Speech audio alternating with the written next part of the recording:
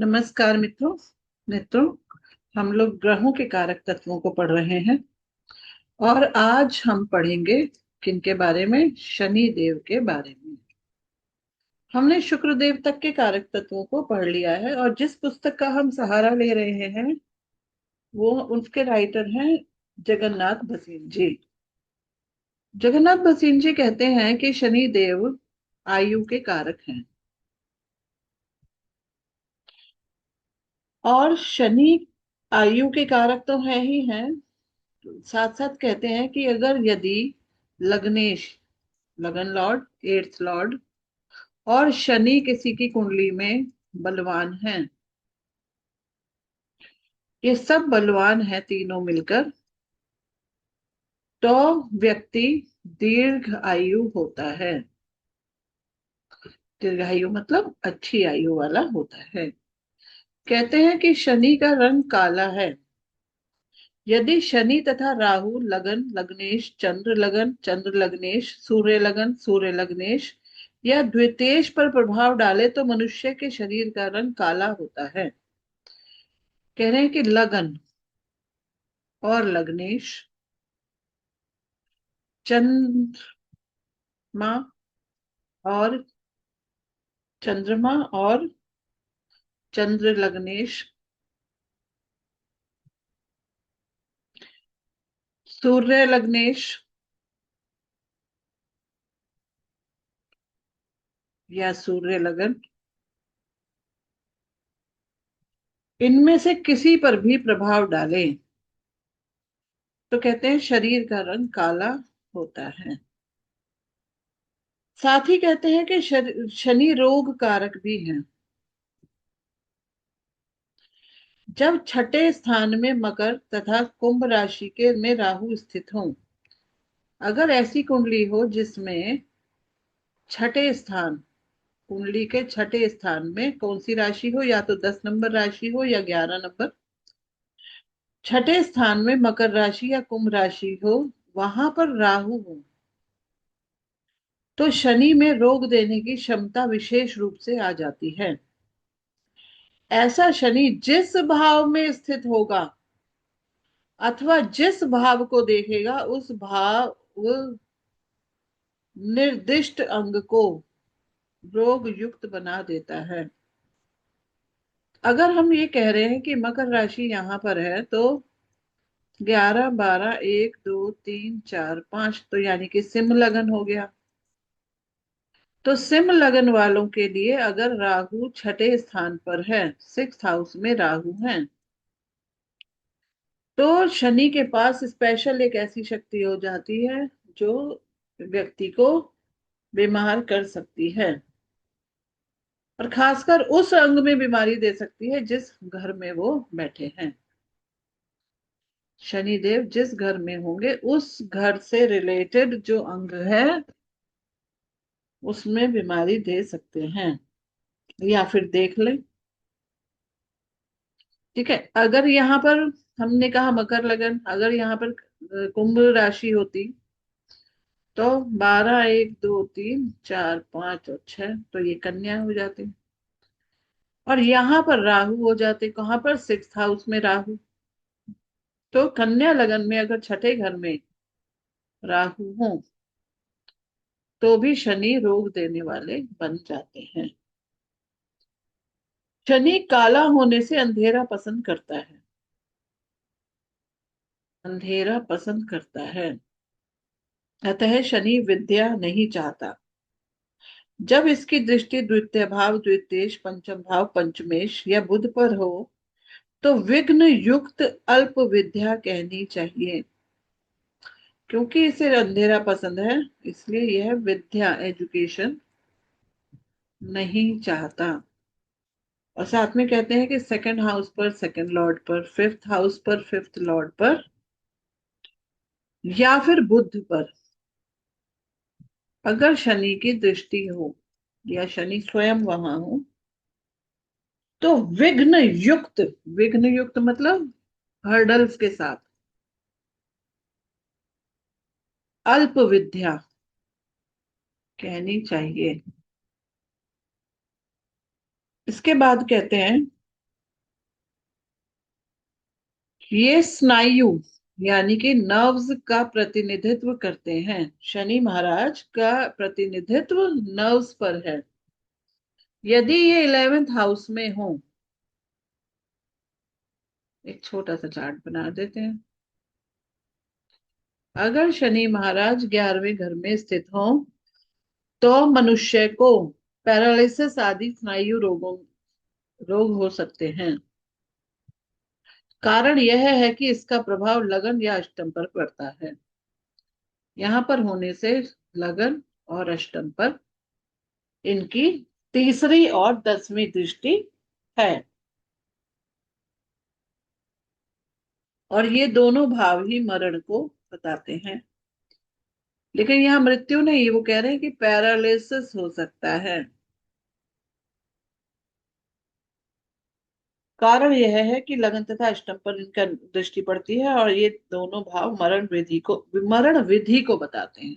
मरण को नहीं बताते, मरण विधि को। आगे लिखते हैं, शनि भृत्य है,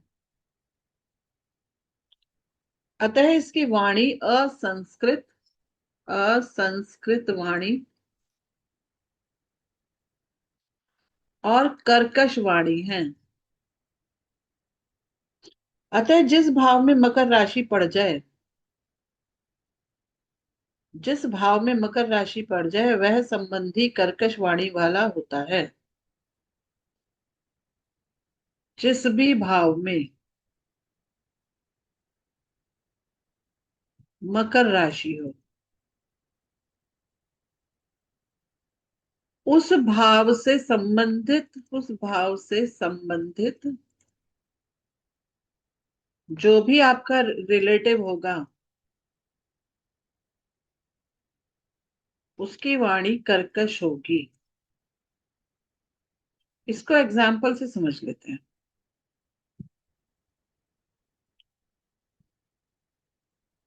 माना, ज्यादा स्क्रॉल हो गया।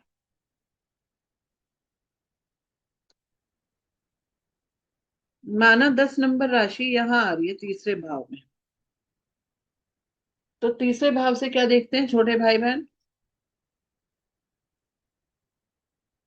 तो नेटिव के छोटे भाई बहन कर्कश वाणी वाले होंगे। अगर 10 नंबर राशि यहां आ रही है तो माँ, यहां आ रही है तो संतान, यहां आ रही है तो मामा, यहां आ रही है तो पति या पत्नी, यहां आ रही है तो इस भाव से जुड़े हुए रिलेटिव, यहां आ रही है तो गुरु या पिता, यहाँ पर भी पिता, यहाँ आ रही है तो बड़े भाई बहन। इस तरह से समझना चाहिए। यहाँ पर है तो चाचा भी हो सकते हैं। अगर इस भाव से पिता को मानते हैं तो तीसरे भाव, पिता से तीसरा भाव चाचा। तो कह रहे हैं कि कर्कश वाणी वाला हो सकता है यदि शनि पर शुभ दृष्टि का अभाव हो। लेकिन ये जो चीज बताई है, ये तब बताई है कि अगर शुभ दृष्टि आ गई तब ये कर्कश वाणी नहीं होगी। अगर मकर राशि पर शुभ दृष्टि हो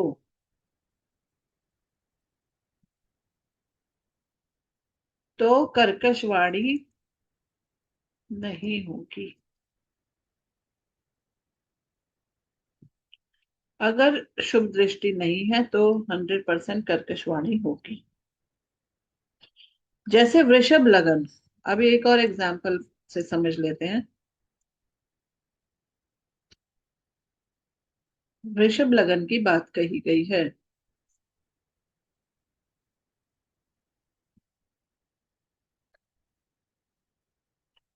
यहाँ मकर राशि 9वें घर में आती है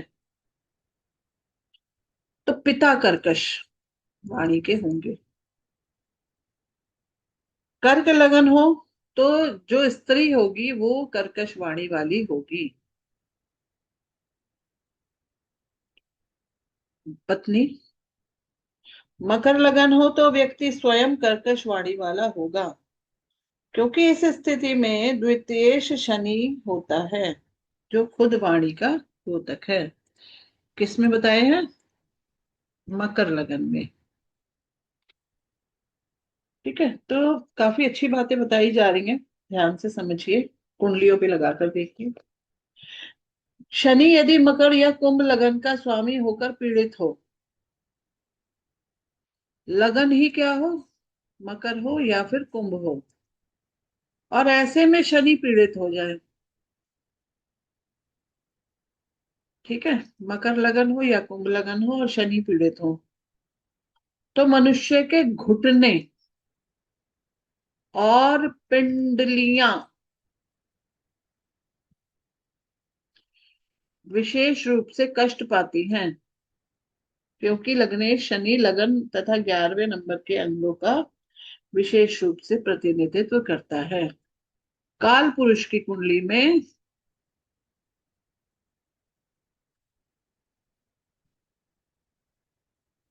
10 नंबर घुटने और 11 नंबर पिंडलियां होता है। ठीक है, अब यहां से एक चीज याद आ गई, जो किताब में तो नहीं लिखी है, लेकिन अगर आपके 10 नंबर राशि पर कोई पीड़ा है, तो आपको उससे रिलेटेड उपाय करने चाहिए। वो पीड़ा किस ग्रह के कारण है, कैसे उस ग्रह को मनाया जाए, और कैसे 10 नंबर राशि को मजबूत बनाया जाए, ये उपाय करने चाहिए। ठीक है, अगर किसी के माना धनु लगन हो, और धनु लगन में 10 नंबर राशि यहां आ रही है, और इस भाव पे पीड़ा है, माना मंगल यहां बैठ के देख रहे हैं, और कोई पीड़ा भी हो सकती है, मंगल की दृष्टि आ रही है, हाउएवर अपनी उच्च की दृष्टि होगी यहाँ पर, लेकिन मंगल की दृष्टि आ रही है, या फिर शनि ही इस कुंडली में अष्टम भाव में आ गए, शत्रु क्षत्रिय हो गए, अपने भाव को देख रहे हैं, जबकि ऐसे जातक के घुटनों में दर्द रह सकता है, तो उसे अपने कुटुंब के लोगों से मिलते जुलते रहना चाहिए और उन्हें खुश रखने की कोशिश करनी चाहिए। इस तरह के उपाय, व्यवहारिक उपाय करने हैं। उपाय का मतलब ये नहीं होता कि, मतलब व्यवहारिकता लानी है अपने अंदर। ठीक है, अब कहते हैं कि आगे शनि, सूर्य, राहु, या राहु जिसके राशिश, राहु के राशिश, राहु जिस राशि में है उसके स्वामी वह द्वादशेष, 12th लॉर्ड, ये सब ग्रह पृथकताजनक प्रभाव रखते हैं। कैसा प्रभाव रखते हैं? ये सेपरेटिव होते हैं, ये अलग करते हैं। इनमें से यदि दो ग्रहों का प्रभाव किसी अंग विशेष का प्रतिनिधित्व करने वाले राशि या भाव आदि पर पड़ जाए, तो मनुष्य को उस अंग या व्यक्ति से पृथक कर देते हैं। इसका क्या मतलब है कि यदि इनमें से कलेक्टिव कलेक्टिव दृष्टि, 12th लॉर्ड भी इसमें इंक्लूडेड है,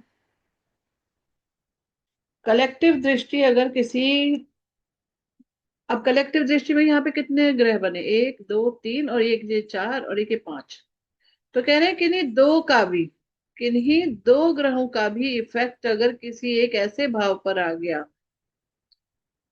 किसी भी भाव पर आ गया, तो उस भाव से संबंधित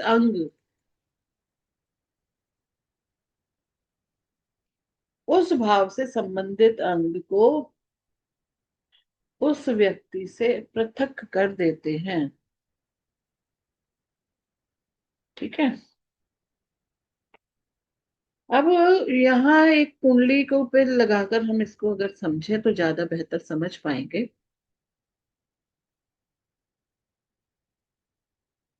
प्लीज राइटिंग पे मत जाइएगा, इसको बस ज्ञान की तरह समझ। माना वृश्चिक लगन की चार्ट है।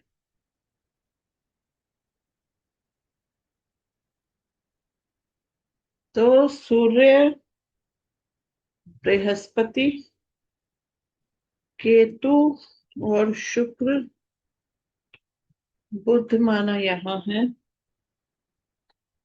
चंद्र मंगल यहाँ है, शनि और राहु।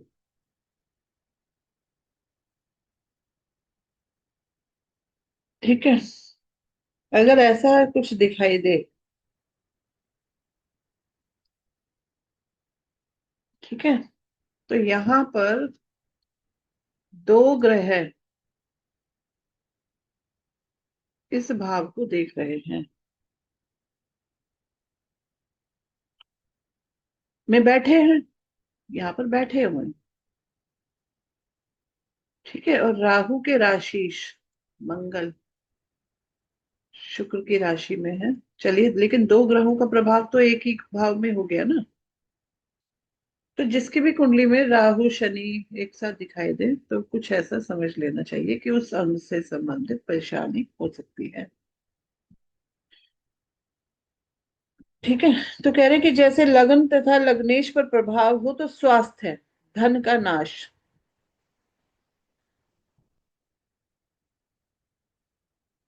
तो यहां पर अगर हम देखें, यहां पर अगर हम देखें तो सूर्य यहां पर है, और राहु की दृष्टि या किसी की राहु के राशिश का प्रभाव, राहु के राशिश तो यहाँ मंगल है, मंगल का भी प्रभाव है, बिल्कुल ठीक है। तो सिर से संबंधित समस्याएं दिखाई दे सकती हैं इसी कुंडली में। स्वास्थ्य की हानि, क्योंकि लगन हमारा संपूर्ण स्वास्थ्य का द्योतक होता है। सप्तम भाव सप्तमेश तथा शुक्र पर यह प्रभाव हो तो पति पत्नी में वियोग हो जाता है। यही चीज जो यहाँ पर बताई गई है कि शनि का, राहु का, सूर्य का, या राहु के राशिश का, या ट्वेल्थ लॉर्ड का इफेक्ट अगर सेवेंथ हाउस पे आ जाए या सेवेंथ लॉर्ड पर,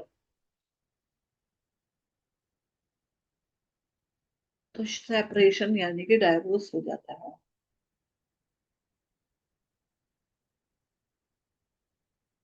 अगर द्वितीय भाव या उसके स्वामी पर हो तो व्यक्ति परिवार छोड़कर चला जाता है। चतुर्थ भाव तथा उसके स्वामी पर हो तो व्यक्ति अपना घर बार,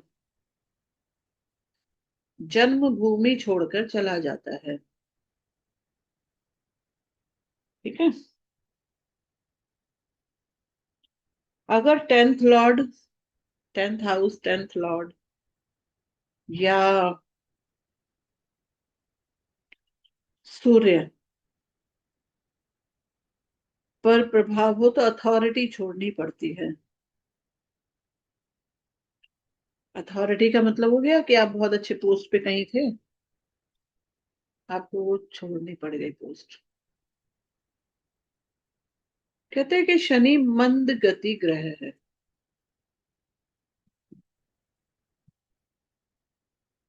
एक और चीज मुझे याद आ गई ऊपर वाली बात से।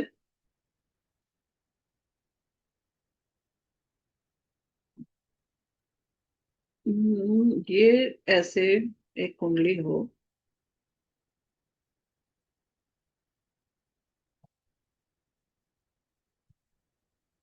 यहाँ राहु और यहाँ शनि, यहाँ मंगल। तो मंगल की दृष्टि आती है यहाँ, शनि की भी आती है, लेकिन शनि महाराज अपने ही घर को देख रहे हैं, राहु की दृष्टि नहीं आती। ठीक। तो इसका मतलब है कि यहाँ पर तो बचाव हो गया। इवन शुक्र की भी दृष्टि इस जो इस चार्ट को मैं बना रही थी उसमें नहीं आ रही। आगे देखते हैं। शनि महाराज मंद गति ग्रह है, इसीलिए ये कामों में विलंब करते हैं, धीरे धीरे चलते हैं ना। ठीक है। और खासकर वो व्यक्ति जिनका जिनके शनि सप्तमेश हो जाए और सेवेंथ हाउस पर कोई शुभ दृष्टि ना हो, और इवन शुक्र पर भी कोई शुभ दृष्टि ना हो, तो शादी में विलंब होता है।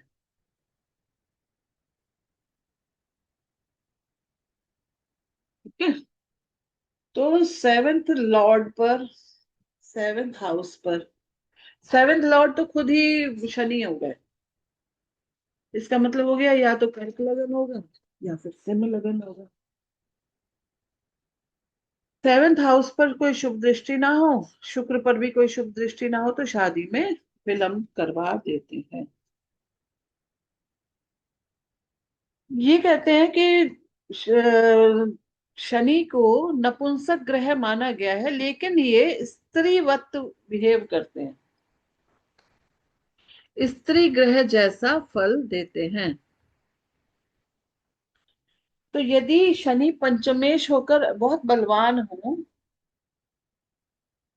यानी कि शनि क्या हो, पंचमेश हो, फिफ्थ लॉर्ड हो जाए, और शुभता हो, अच्छे शुभ स्थिति में हो,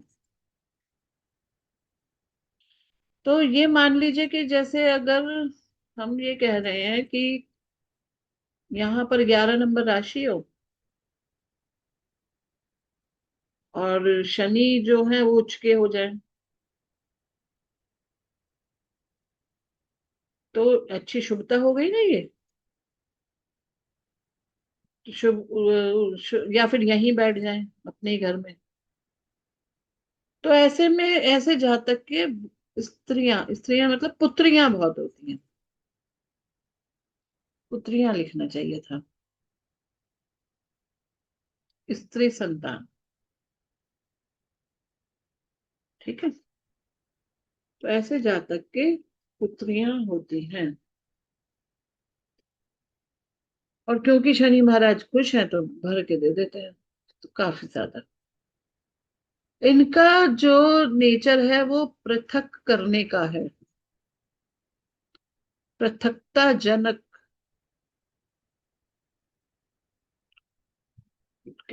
प्रवृत्ति होने के कारण जब शनि चंद्रमा पर दृष्टि डालते हैं तो मन में वैराग्य देते हैं। शनि की दृष्टि अगर चंद्रमा पर आ जाए तो चंद्रमा तो मन है, तो मन में वैराग्य की भावना आ जाती है। तो ऐसा व्यक्ति सांसारिक विषयों से विरक्त हो जाता है, और सन्यासियों की कुंडली में यूजुअली ऐसा देखने को मिला है कि शनि चंद्रमा एक साथ हो गए, या फिर शनि महाराज चंद्रमा को देख रहे हैं। अब सन्यास के लिए क्या होता है, सेकंड, फोर्थ, सेकंड, फोर्थ और ट्वेल्थ, इन हाउसेस और लॉर्ड्स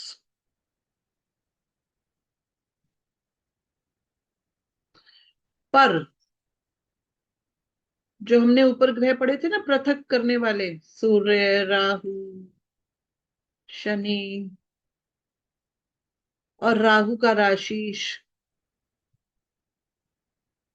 राहु का राशीश। ठीक है। तो कह रहे कि इनका पृथकता जनक प्रवृत्ति के कारण जब शनि चंद्रमा पर दृष्टि प्रभाव देते हैं तो मन में वैराग्य देते हैं और सांसारिक विषयों से विरक्त कर देता है। सन्यासियों की कुंडली में प्राय ऐसा योग मिलता है। इतना अवश्य है कि सन्यास के लिए सेकंड हाउस क्यों? क्योंकि कुटुंब का घर है। चौथा घर जमीन जायदाद मकान। और द्वादश भाव भोग को कहते हैं, भोग। इन पर अगर ये वाला असर आ जाए इनका, ठीक है, तो व्यक्ति सन्यासी होता है और उसे घर वगैरह सब छोड़ना पड़ जाता है। कुटुंब छोड़ता है, घर छोड़ता है, भोग छोड़ता है।